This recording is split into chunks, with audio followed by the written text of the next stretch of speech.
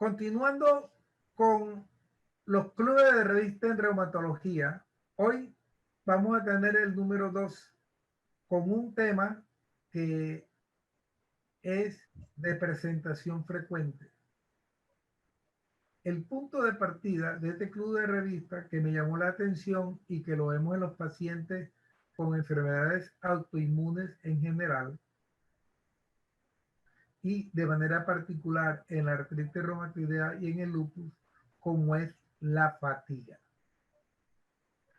Sabemos que su interpretación dentro del contexto de estas enfermedades muchas veces no es sencillo o muchas veces no es fácil. Hoy hemos escogido este club de revista que lleva por título Manejo práctico de la fatiga en los pacientes con lupus eritematoso sistémico, el cual va a ser presentado por el doctor José María Mejía, que es médico cirujano de pregrado de la Universidad de Santander en Bucaramanga y actualmente está realizando la residencia de medicina interna en la universidad, en el posgrado de la Universidad Libre de la ciudad de Barranquilla. Él es R2. Doctor, bienvenido. Muchas gracias, doctor. Gracias por esta bienvenida. Muy buenos días a todos los presentes. La verdad es un placer estar compartiendo este club de revista el día de hoy. Y sí, es muy importante tratar o revisar lo que es la fatiga en el lupus, que es una sintomatología presente en estos pacientes. Entonces, como lo mencionaba el doctor, mi nombre es José María Mejía Barrera, residente del segundo año del programa de medicina interna de la Universidad Libre de Barranquilla. Actualmente, pues, estoy rotando en el área de reumatología a cargo del doctor José Ángel Salas. Y bueno, para el día de hoy vamos a hacer el club de revista que es un review, ¿sí? Es un review llamado Hacia el manejo práctico de la fatiga en el lupus eritematoso sistémico, publicado recientemente en el mes de octubre en la revista Lupus Science and Medicine, ¿sí? Que es una revista global en línea de acceso abierto. Es una de las pioneras en este tipo. Los aportes a la comunidad científica son previamente revisados por pares que proporcionan un punto central para la publicación de estos artículos basados en estudios básicos, clínicos, epidemiológicos y de todos los aspectos relacionados con el lupus y sus enfermedades adjuntas, por decirlo así, ¿sí? Entonces, vamos a proyectar la imagen. Perdón.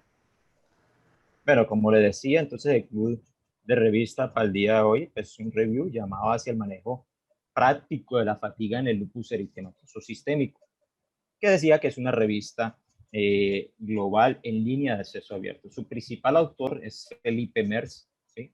Que es un joven reumatólogo adscrito al hospital de Pierre en Estrasburgo, Francia, y que hasta la fecha de hoy ha participado en más de 28 publicaciones.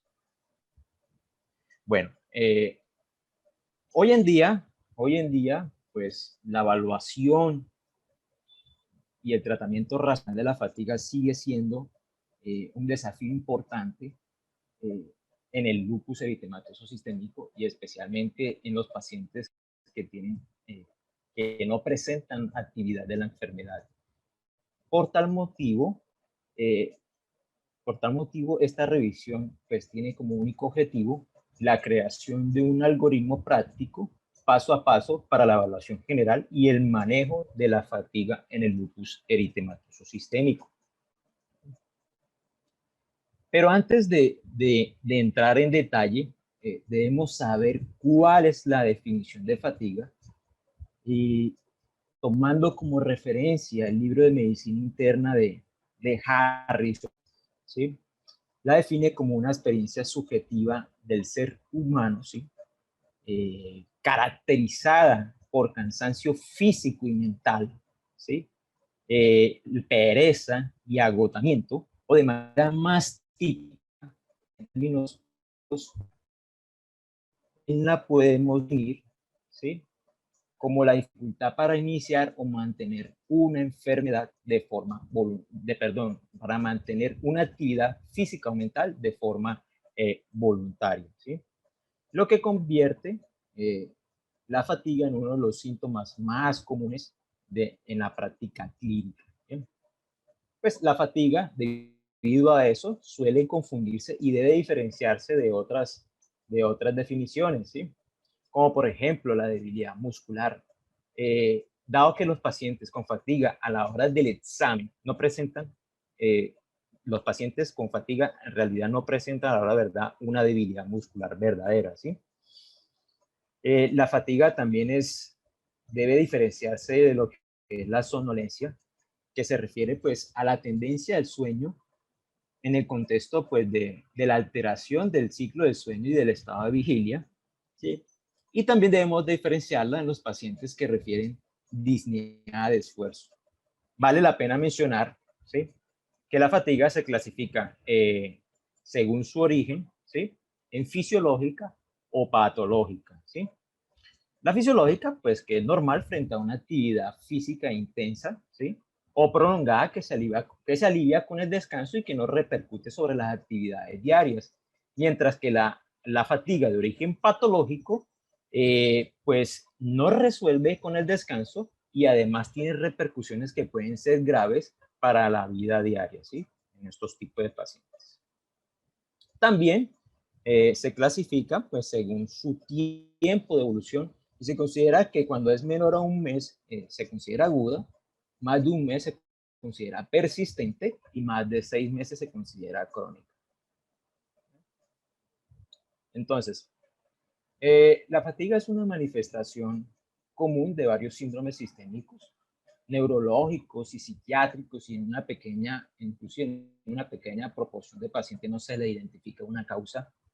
Pues dentro de esta amplia ventana etiológica encontramos pues el grupo de las enfermedades cardiovasculares constituidas por la insuficiencia cardíaca congestiva, la EPOC, ¿sí? Y también podemos encontrar, por ejemplo, los pacientes que padecen del sueño. Dentro de las afecciones endocrinológicas y metabólicas encontramos que pues, las más comunes son las enfermedades de la tiroides, como el hipotiroidismo, el hipertiroidismo. También podemos encontrar pues, lo que son las enfermedades renales y hepáticas, ¿sí? Y menos frecuentes, pero se pueden encontrar, por ejemplo, en las insuficiencias suprarrenales y en los trastornos hidroelectrolíticos.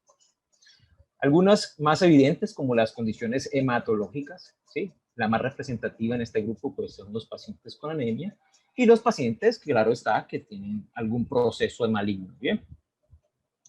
Las enfermedades infecciosas también hacen parte de este grupo de etiología y pues las más representativas son el VIH, ¿sí?, la tuberculosis y algunas hepatitis de origen vírico.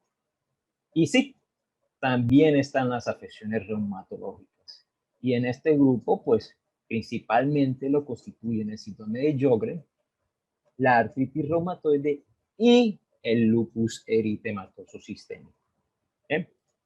Otros grupos etiológicos encontramos las causas, pues, que son de origen psicológico, ¿bien?, las condiciones neurológicas como la esclerosis múltiple.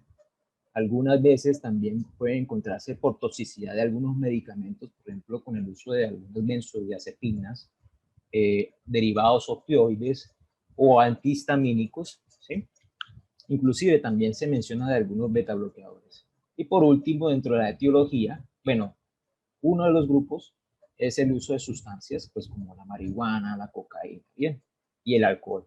Y otro que no está aquí mencionado, pero que también es común, pero es más bien como un estado fisiológico, que es el del embarazo.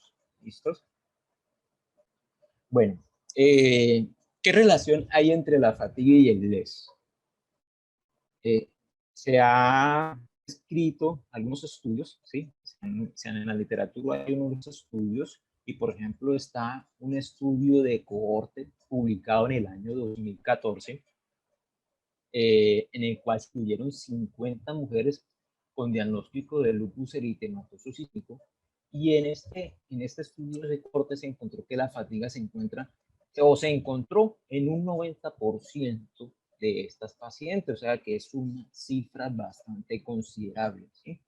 Y en otro estudio, aún más reciente, también de Gordy, multicéntrico, franco-alemán, que fue denominado FATILUP, fue publicado el año pasado, en el 2019, y aquí se incluyeron 570 pacientes con diagnóstico de lupus, ¿bien? De los cuales 67.7% de los pacientes presentaron algún episodio de fatiga. No es tan alto como en este primer estudio, pero aún así sigue siendo una cifra considerable. Y en este mismo estudio encontró que 36.7% de los pacientes presentaban fatiga severa, ¿sí? Y como gran conclusión del presente estudio, se demostró que la fatiga, como la fatiga severa, son síntomas comunes del LES y que frecuentemente están asociados a trastorno de ansiedad y depresión. ¿Bien? Una asociación más débil, pues, se dio en relación a la enfermedad con el uso de glucocorticoides y con la actividad de la enfermedad. Bien, entonces, a pesar de que el algoritmo del review lo sitúa en el segundo recuadro, ¿sí? El primer paso, a pesar de que el primer paso del algoritmo lo sitúa en un segundo recuadro, el primer paso lo que propone es la búsqueda de la causa general de la fatiga que no está relacionada con el lupus, ¿bien? Y entonces que está aquí seleccionado, ¿bien? Siempre se debe identificar causas generales no asociadas con el lupus. Y se debe realizar para esto una adecuada anamnesis y un adecuado examen físico.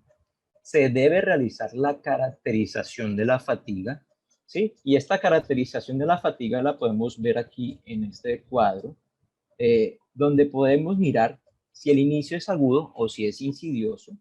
Debemos mirar la evolución, si es reciente, como mencionaba ahorita, si es persistente o si es crónica. Si la presencia de fatiga está libre por unos periodos, o si, por ejemplo, la fatiga mejora con el reposo. Mirar el estado físico y mental, cómo impacta esto, la fatiga, cómo impacta en el estado físico y mental, ¿sí? Evaluación de los estilos de vida saludable, los hábitos como fumar o beber y la calidad de sueño, ¿sí? También mirar, pues, si ahí está asociado o no a un brote de lupus o a patologías o algún otro desorden que no estén relacionados al lupus. Y verificar claramente todo lo que son los antecedentes, donde debemos hacer, pues, una indagación exhaustiva y verificar cuáles son, pues, los antecedentes farmacológicos y, pues, los antecedentes patológicos. Bien. Entonces, en este primer paso, nos indica entonces que debemos verificar las primeras causas, verificar las causas generales no asociadas al LES como lo resumen en este cuadro de la figura 2, ¿sí? Que debemos verificar la actividad de la enfermedad, la presencia de dolor, de ansiedad, de depresión, ¿sí? Por ejemplo, daño en órgano blanco o alguna otra enfermedad, ¿sí? Como la presencia de insuficiencia cardíaca o insuficiencia renal, algún trastorno metabólico. Bien, entonces, para esto, pues, nos debemos apoyar, aparte de lo que es la historia clínica, con la realización de algunos paraclínicos de ayudas, por ejemplo, que son un hemograma donde nos pueden determinar la hemoglobina, una prueba de embarazo en las mujeres de edad fértil, en general pruebas de función hepática, pruebas de función renal, si tenemos alguna duda de la sintomatología de los pacientes que puedan tener algún tipo de falla cardíaca y si tenemos la disponibilidad podemos solicitar pues los péptidos natriuréticos.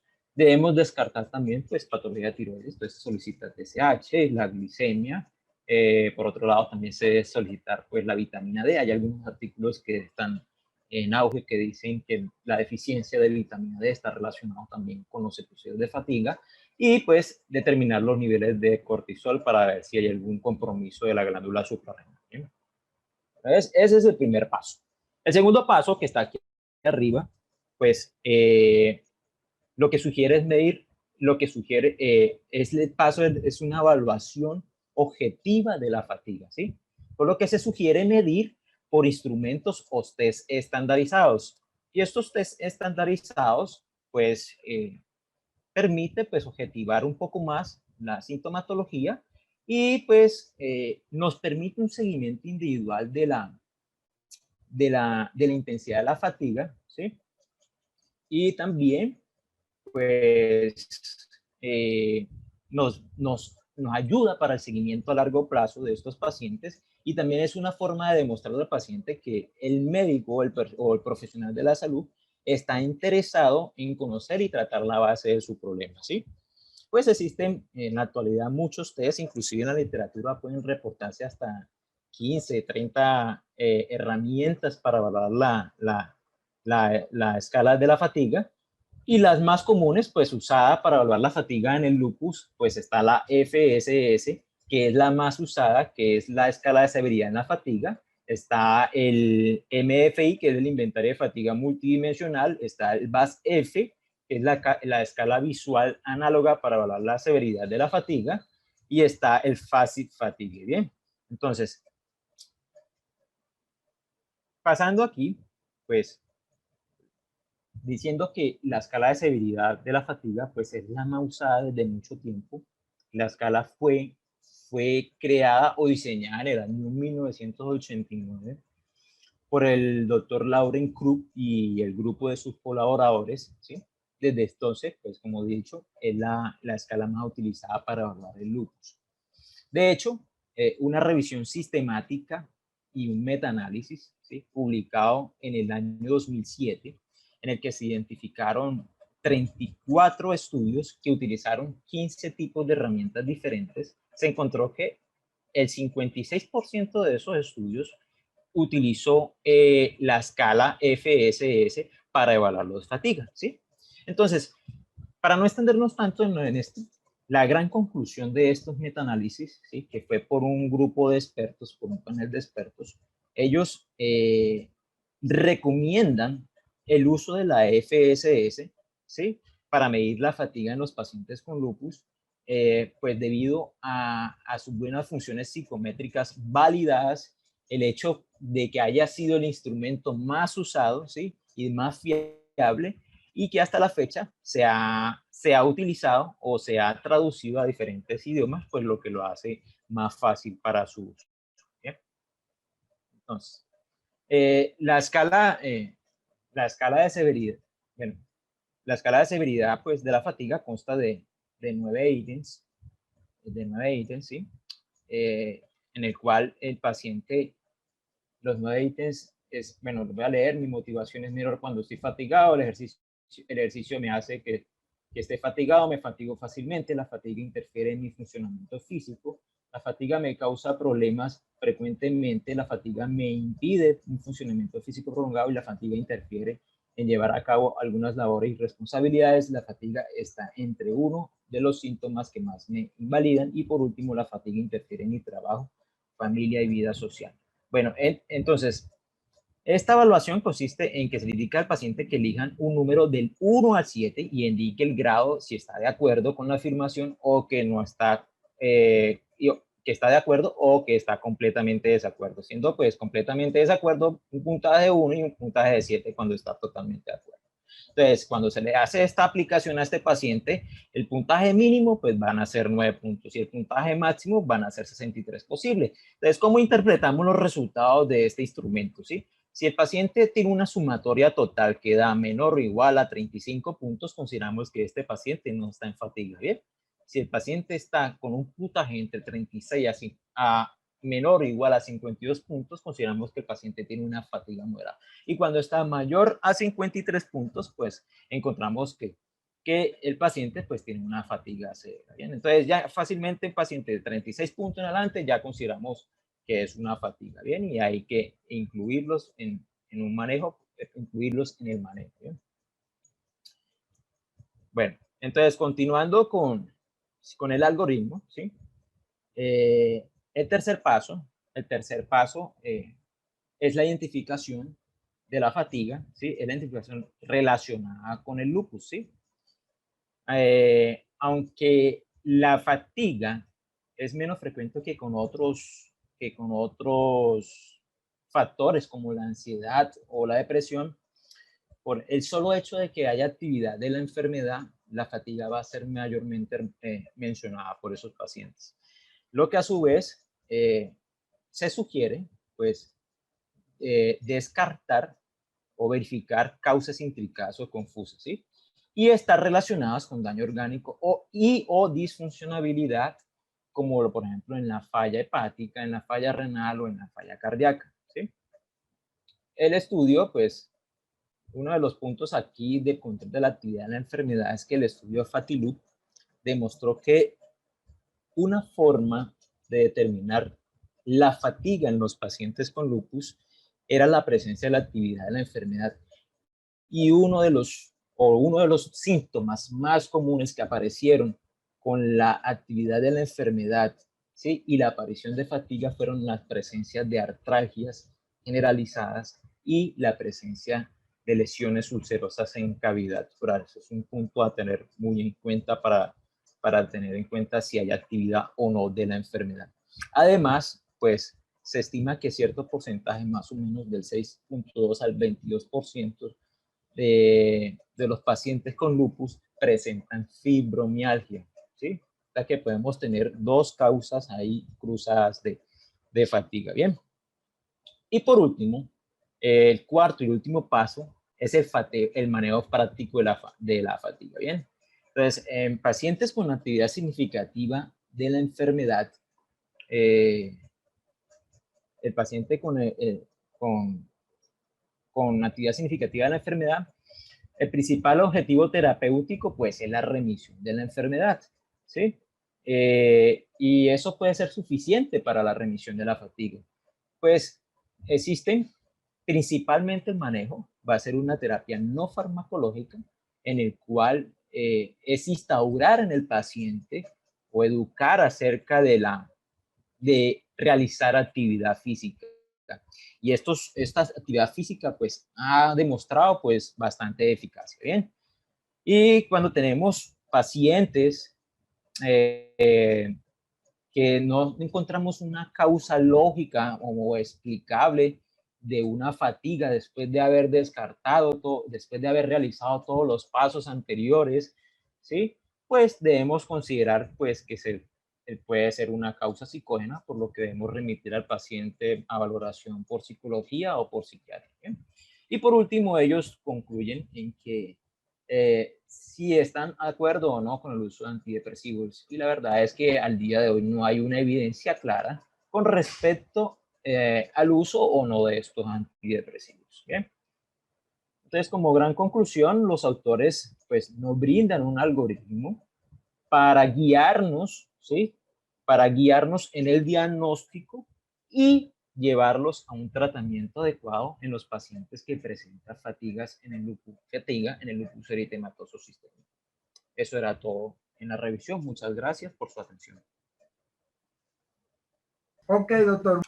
Muchas gracias por la presentación de este artículo muy bien llevado en relación a la fatiga y el lupus eritematoso sistémico. Recordándoles que aproximadamente el 80% de los pacientes con lupus pueden padecer fatiga en cualquier momento de la evolución de su enfermedad. Y como muy bien nos dice el doctor, la fatiga se puede presentar asociada al lupus o se puede presentar asociada a cualquier otro tipo de enfermedad, ¿sí? Por lo tanto, hay unos puntos relevantes a considerar en relación con la fatiga, y es que la fatiga es un síntoma común que se presenta en una gran mayoría de pacientes y afecta de manera diferente a cada una. Hay que tener en cuenta si la fatiga va acompañada o no de trastornos del sueño y saber que estos trastornos del sueño pueden estar relacionados con diferentes enfermedades. Entonces, siguiendo dentro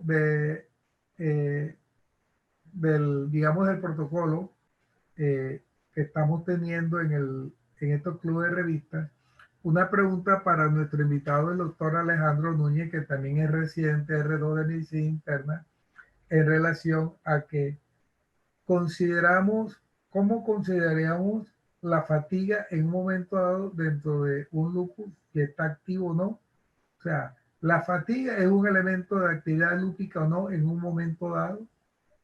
Así es, Doc. Como bien lo mencionó nuestro compañero José, la fatiga prevalencia en los pacientes con lupus eritematoso sistémico de más del 80%, ¿sí? Que va a aparecer en cualquier momento de la evolución de la enfermedad, pero no es así, digamos, la especificidad del síntoma, porque como él bien lo decía, lo podemos encontrar en enfermedades que varían en los distintos sistemas orgánicos, ¿sí? Entonces, lógicamente, lo inicial, lo más importante es una realización adecuada de la anamnesis, donde enfoquemos bien la fatiga, descartemos causas de otros sistemas de la misma, que incluye tanto pues, una buena anamnesis, como dije anteriormente, y además la ayuda con algunos estudios paraclínicos, ¿sí? En todo caso, si se han descartado todas esas causas y, por ejemplo, tenemos el antecedente de un paciente con lupus, nos podemos guiar con las escalas que él muy bien mencionó, como la que decía, como la escala de severidad de la fatiga, ¿sí? Sobre todo en aquellos pacientes que tienen, por ejemplo, una alta actividad de la enfermedad, que suele ser, digamos, o suele relacionarse la fatiga a precisamente a la alta actividad de la enfermedad y de afectación a nivel de otros órganos como tal.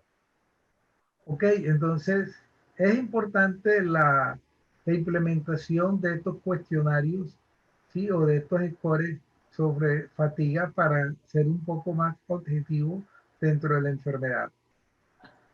Es clave, y yo siempre se lo digo a mis estudiantes de pregrado o de posgrado, en relación cuando un paciente presenta fatiga en un paciente que tiene un entorno en el cual va a tener un diagnóstico de fibromialgia, muchas veces asociado a ansiedad y depresión. ¿En qué sentido? En que nosotros tenemos que distinguir y saber definir si en un momento dado la enfermedad, en este caso lupus eritematoso sistémico, tiene una actividad o está activa o decimos que tiene una actividad lúpica. Entonces hay que diferenciar entre una fatiga dentro de un contexto de la actividad lúpica como una fatiga en un contexto de una enfermedad asociada, siendo la más frecuente fibromialgia.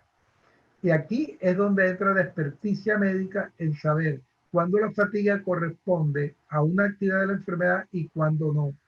El detalle es que los pacientes no logren entender o comprender que tienen una fatiga es por una enfermedad asociada como la fibromialgia y no porque está activa su enfermedad.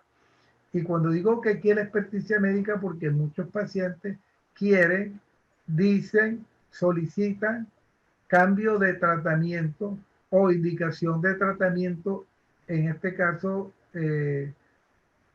o en el caso, por ejemplo, de la artritis reumatoidea, que piden medicamentos biológicos cuando aparentemente tienen una actividad de su artritis, la cual no es así, sino lo que tienen es otra enfermedad por fatiga. Y en el lupus pasa lo mismo, también solicitan medicamentos biológicos u otros medicamentos cuando la enfermedad está completamente inactiva. O piden que le mandemos corticoides cuando no hay indicación de corticoides porque la enfermedad está adormecida, como dicen ellos. Entonces, es importante este síntoma y a raíz de eso fue que escogí este club de revistas que tenemos que diferenciar la fatiga si es de una enfermedad activa o si no de una enfermedad no activa para hacer el manejo correcto. Ok, doctores, muchas gracias por su colaboración en este club de revistas. Esperamos sus preguntas, las cuales estaremos respondiendo oportunamente. Gracias por estar conectado, gracias por apoyarnos en toda esta serie de eventos que van en beneficio del médico y del paciente, que es nuestra razón de ser.